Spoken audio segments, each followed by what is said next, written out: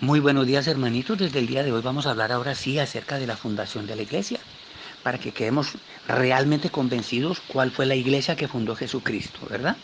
Para que quedemos realmente convencidos cuál es la iglesia que tiene las llaves del reino. Hoy lo vamos a empezar a ver, ¿no? Muy bien. Quiero que que nos metamos en el cuento, que nos convirtamos por un rato en judíos. De hecho, ellos fueron los que vivieron esta parte de la historia, ¿verdad? Y quiero empezar primero que todo hablando de algo que está sucediendo hoy en día, pero que ha sucedido siempre, que son las famosas divisiones entre religiones. ¿Cómo es que Jesús fundó una iglesia y que hoy hay 80.000 que dicen ser cristianas? ¿Verdad? Bien, esa división que tenemos hoy en día, eso no nació ahorita, eso nació por allá en el año 1520, cuando Martín Lutero, ex sacerdote católico, él apostató de la iglesia y se fue, armó todo aparte, como se dice, y empezó a enseñar sus propias creencias, su propia manera de ver la Biblia. Pero cometió errores gravísimos que son los que tienen al mundo enredado como está hoy en día. Una de las cosas que él enseñó fue que cada quien podía interpretar las escrituras a su manera. Mire, craso error, tremendo pecado el que cometió ese señor. Porque miren lo que dice segunda de Pedro capítulo 20, segunda de Pedro capítulo 1, versículo 20.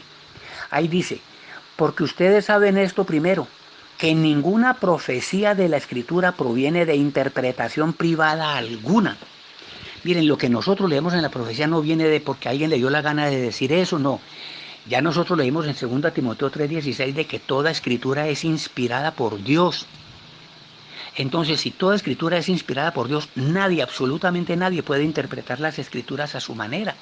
Eso es mentira, eso es falso, y por eso es que esto está tan dividido. Cada quien ha cogido uno o dos textos, lo saca de contexto, enseña lo que le da la gana y monta su changarrito aparte. Bien, bueno, esas divisiones no son de nosotros nada más. En la antigüedad, con el pueblo judío pasó lo mismo. Recordemos lo siguiente, el pueblo de Israel fue muy perseguido, siempre a través de la historia fue muy perseguido, fueron desterrados y después aparecen los profetas, los que le anuncian al pueblo de Israel que en algún momento iba a venir un Mesías, ¿no? Y entonces aquellos profetas, todos los profetas anunciaron la venida de un Mesías, desde Isaías, Jeremías, Ezequiel, Daniel, y ya los profetas menores, Oseas, Nahum, Habacuc, Joel, Zacarías, Malaquías, bueno, todos ellos anunciaron la venida de un Mesías. Y ellos anunciaban cómo iba a venir el Mesías, de parte de quién vendría el Mesías, cómo era que iba a salvar a su pueblo, cómo moriría, bueno, todo eso. Al pasar los tiempos aparece el último profeta, que de hecho no es el más allegado, digámoslo así, como profeta a los judíos. Ellos no creen que él sea profeta, que es Juan el Bautizante. Mire, Juan el Bautizante es considerado el primero de los profetas, el último, pero el primero. El último porque, a ver, después de Malaquías que pasaron 400 años para que apareciera otro profeta, que fue Juan el Bautista, ¿cierto? ¿Y por qué se le considera el primero, el máximo de los profetas? Porque mire, mientras los demás profetas tuvieron que anunciar que el Mesías vendría en un tiempo y cómo vendría y todo eso aquello, Juan el Bautista está anunciando que el Mesías ya está aquí. Miren, eso es hermoso, a él le tocó vivir eso. Él es el que anuncia que ya el Mesías está aquí. Y él es el que le da a conocer al mundo quién es el Mesías. Mire, Juan capítulo 1, versículo 29, Juan capítulo 1, versículo 29, cuando Juan el Bautista, él está en esa tarea bautizando personas, eso hay mucha gente allí, ahí se le acerca a Jesús y ahí Juan dice esas preciosísimas palabras que le presentan al mundo al Mesías. Él dice, miren, el Cordero de Dios que quita el pecado del mundo. Este es el Cordero de Dios que quita el pecado del mundo. ¿Se dan cuenta? Él es el que le anuncia al mundo que el Cordero de Dios ya está aquí y se lo presenta al mundo. Por eso es el mayor de los profetas, Juan el Bautista. Bien, la vamos entendiendo, ¿verdad? Ahora bien, el pueblo judío hay que entenderlo de cierto modo, ¿por qué? Porque ellos estaban en una disyuntiva brutal. El pueblo judío está esperando un Mesías, y ahora viene un hombre a decirles que ya el Mesías está allí, pues a ver, ¿qué hacemos? ¿Creemos o no creemos? Entonces a los 30 años de edad Jesús empieza su ministerio, ¿cierto? Y él va y escoge a 12 hombres que son sus apóstoles. Luego con esos 12 hombres se va y predica y predica y predica, y cada vez son más las personas que lo siguen a él, que van y se aglomeran donde él está y escuchan su palabra y admiran en él ese conocimiento tan impresionante. Aparte de eso, los milagros que hizo. Él expulsó demonios, él sanó enfermos, él alimentó personas por cantidades, 3.000 o 4.000 en una ocasión, 5.000 en otra ocasión. Es decir, portentos enormes estaba haciendo él, dándose a conocer. Con todo y eso, aquella cantidad de personas que lo seguían tenían cada uno un concepto diferente acerca de Jesucristo. ¿Van entendiendo? Ahora, entonces como cada uno tiene como un concepto diferente acerca de Jesús, de quién es Jesús, ahí es donde Jesús quiere unificar ese pensamiento, que todos piensen exactamente igual. Ahora nos vamos a ir nosotros a San Mateo capítulo 16 y ahí nos vamos a quedar, ¿no? San Mateo capítulo 16 y vamos a leer desde el versículo 13. ¿Por qué? Porque acerca de lo que les estoy comentando es de lo que se va a tratar el tema aquí en este capítulo 16, que es donde Jesús funda su iglesia. ¿Listo? Estamos en el capítulo 16 de Mateo y vamos a leer desde el versículo 13.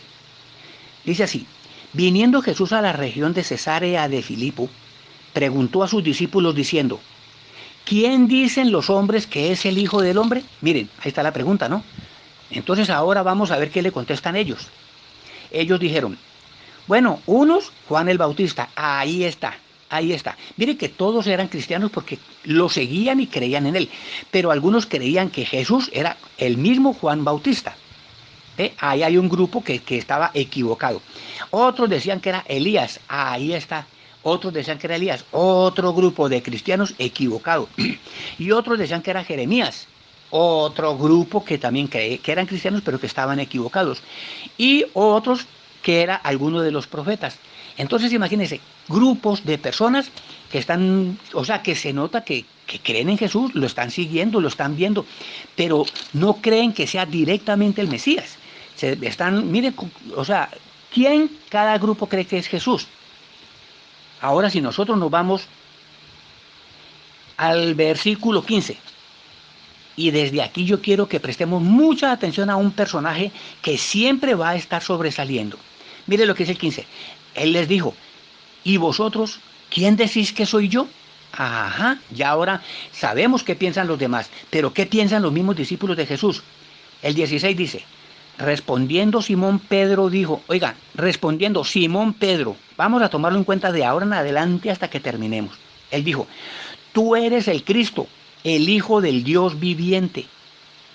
Tú eres el Cristo, el Hijo del Dios viviente. Imagínense lo que está diciendo este Pedro. ¿Creía o no creía Pedro en que Jesús era el Mesías? Claro que sí.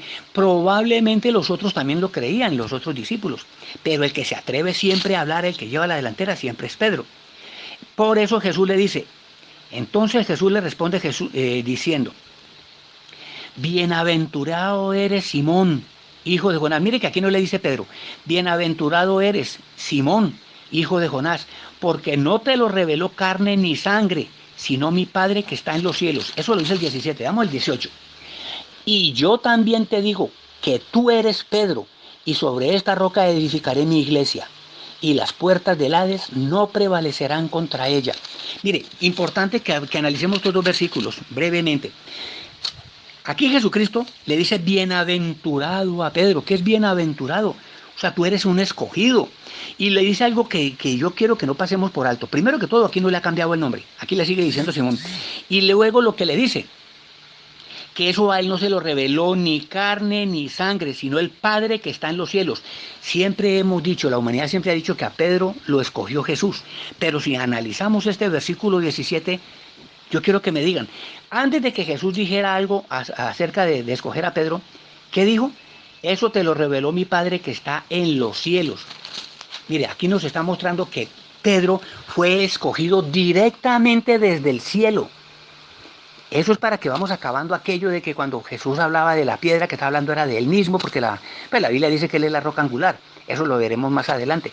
Pero para que veamos de que a Pedro no lo escoge primero Jesús, lo escoge el Padre que está en el cielo. Por eso en el 18 él dice, y yo también te digo, mire, y yo también te digo. Cuando dice, y yo también te digo, significa que alguien habló antes que él, el Padre. Así que Jesucristo lo que hace es reconfirmar a Pedro como escogido, porque ya Pedro desde el cielo estaba escogido.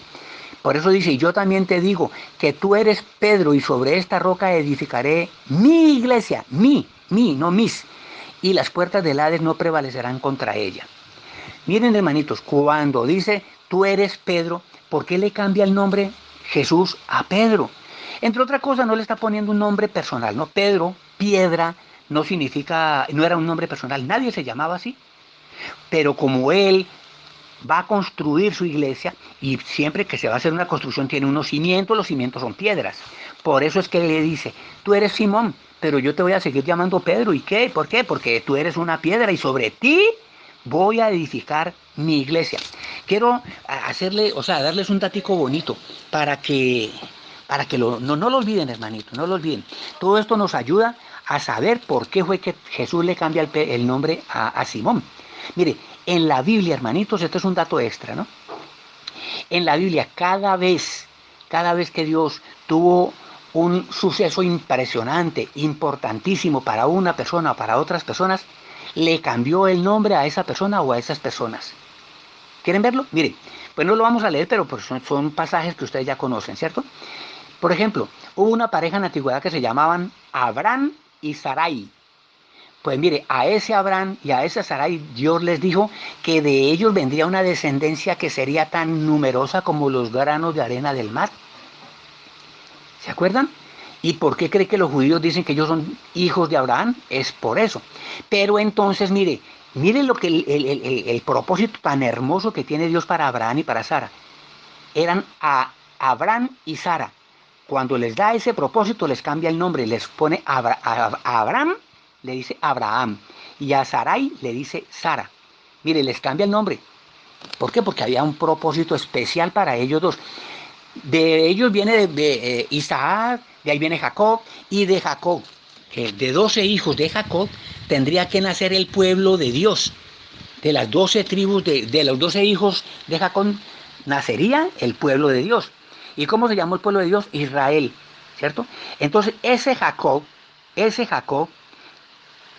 tiene un nombre nuevo. ¿El nombre nuevo cuál es? Israel. A Jacob, que tiene, o sea, para él tiene un propósito impresionante Dios, a él también le cambia el nombre, ya no es Jacob, ya es Israel, ya no se dice el pueblo de Jacob, sino el pueblo de Israel, le cambió el nombre. ¿Por qué? Por un propósito especial que tenía Dios para con Jacob. Lo mismo pasa con Pedro, hay un propósito especial para Pedro. Por eso ya él que se llama Simón ya no será Simón, ya de ahí en adelante será Pedro, al grado tal de que Pedro, que es piedra, es que no es un nombre personal, desde ahí empieza ese nombre a ser personal, ¿cierto? Nosotros dijimos que por qué la iglesia es católica, aunque a pesar de que en la Biblia no aparece que sea católica. Pues mire, es muy sencillo. Si nosotros nos vamos a distinguir lo que significa la palabra católica, católica significa universal. Mire, en aquel entonces todos los pueblos, todas las naciones, cada una tenía sus dioses. Dioses, no tenían un solo Dios. Los únicos que tenían un solo Dios era el pueblo judío, ¿cierto?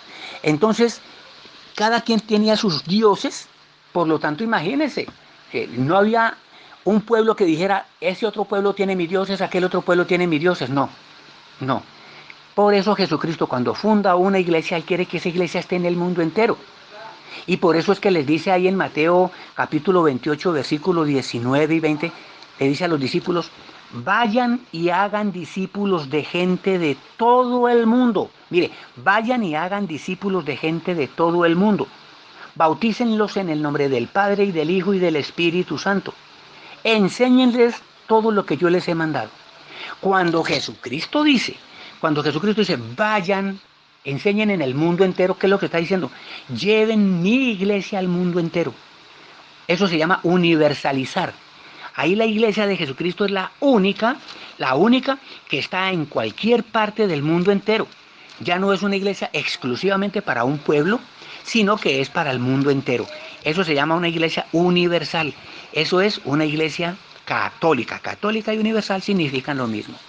Muy bien, hermanito, vea, mañana, si Dios quiere, vamos a empezar a hablar, a profundizar sobre Pedro.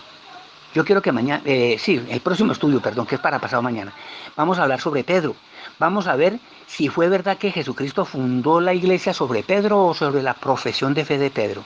Para que de verdad sepamos que nuestra iglesia sí fue la que fundó Jesucristo. Que el Dios del cielo me los bendiga.